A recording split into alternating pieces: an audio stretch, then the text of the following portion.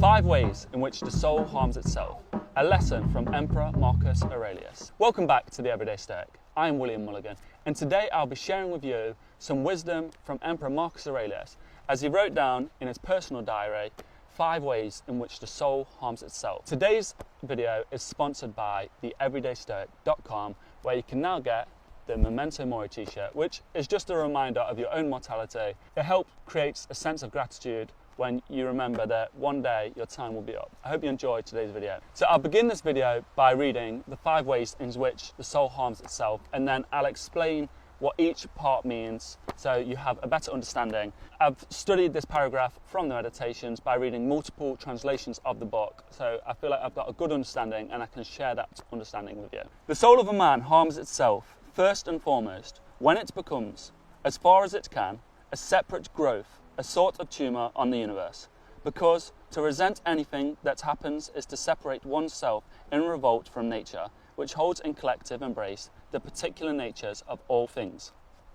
Secondly, when it turns away from another human being, or is even carried so far in opposition as to intend him harm.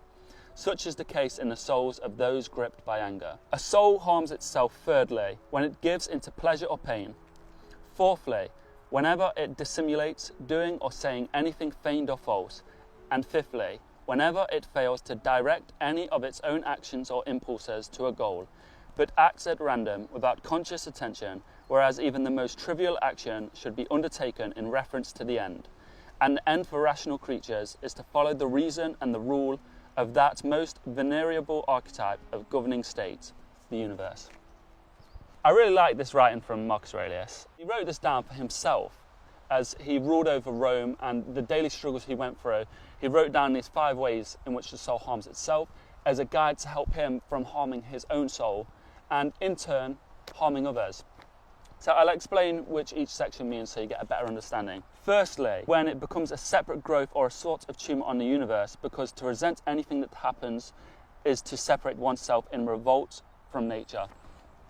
So the Stoics believed in this cosmic nature, the logos of the universe, that we are all involved in this universe and we all follow the same nature. So we all are in this thing together. So to harm yourself is to harm someone else, and to harm someone else is to harm yourself.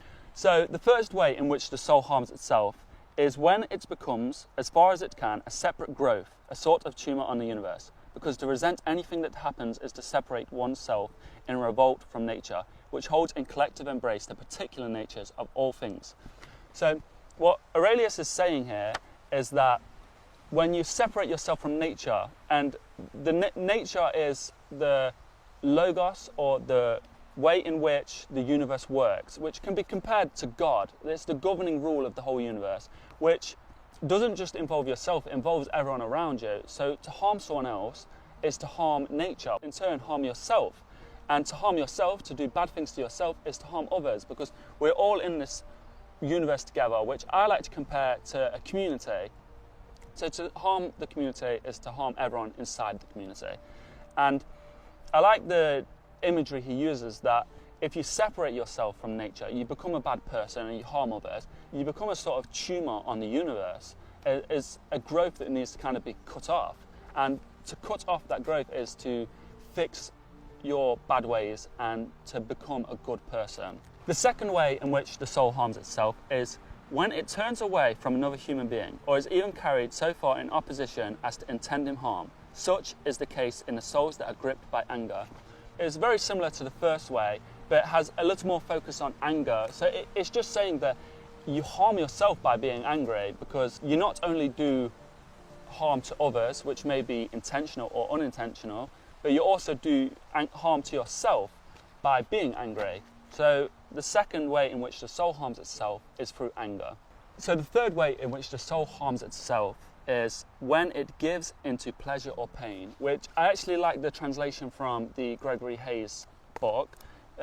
It says here, when it is overpowered by pleasure or pain, which I think is a better way to describe what Marcus Aurelius is trying to portray here.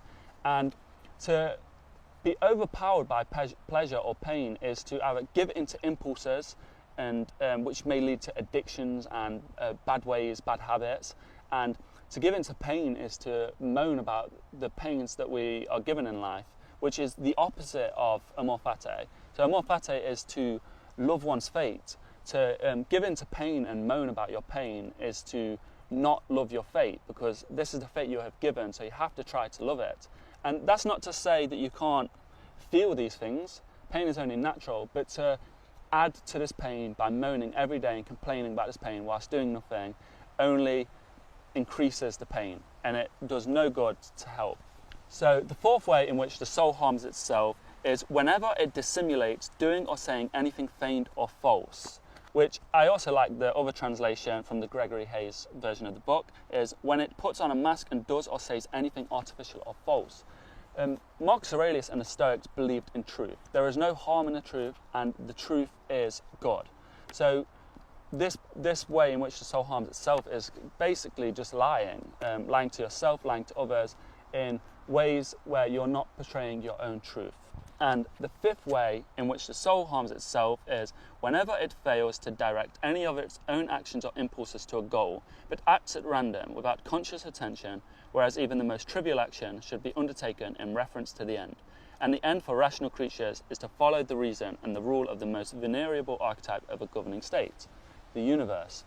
Simply put, this is just saying that every action you take must have a focus, it must have an intention, it must have a goal that you are directing your actions towards, so you're not wandering through life aimlessly. And the point of keeping the end of the universe in mind is the whole point of memento mori. It's to remember that each day could be your last and that you will die one day. So when you take these actions, just remember that this could be the last thing you leave, this could be your legacy. So there needs to be a powerful intention with every action that you take, and there needs to be a direction with every action you take. I hope you learned something from these 5 ways in which the soul harms itself, and if you keep reading this and you keep listening maybe to my explanation of the 5 ways in which the soul harms itself, you'll stop harming yourself. And that's precisely what Aurelius did. He wrote this down, he would read it daily, and he learned not to harm your own soul, because to harm your own soul is to harm other people's soul, and it's to harm the nature of the universe. So thank you for watching. If you'd like to support what I'm doing, then please consider becoming a YouTube member.